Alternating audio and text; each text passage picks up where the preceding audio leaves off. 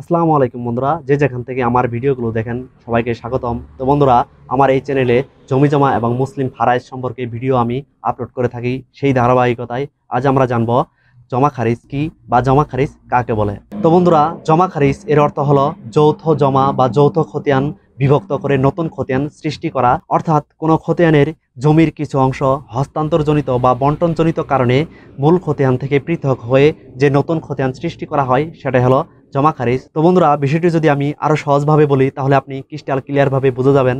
তো মনে করুন আপনি কোনো ব্যক্তির কাছ থেকে 10 শতক বা 5 শতক জমি ক্রয় করেছেন।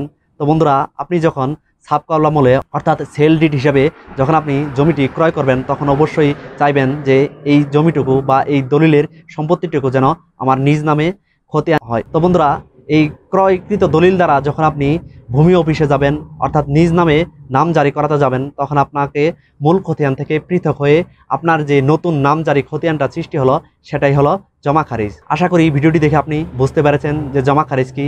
তারপরও যদি আপনার বোঝার সমস্যা হয়ে থাকে তাহলে আমাকে অবশ্যই কমেন্ট করবেন এবং ডেসক্রিপশনে হোয়াটসঅ্যাপ নাম্বার আছে, অবশ্যই আমাকে মেসেজে জানাবেন।